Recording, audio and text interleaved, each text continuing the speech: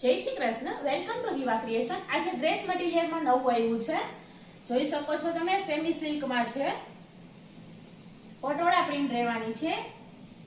આ ટોપ છે, આ એમનો દુપટ્ટો રહેવાનો છે, જોઈ શકો છો, અને આ બોટમ છે, એમાં આ બધા કલર છે, જોઈ શકો છો, अलग अलग कलर છે બધા।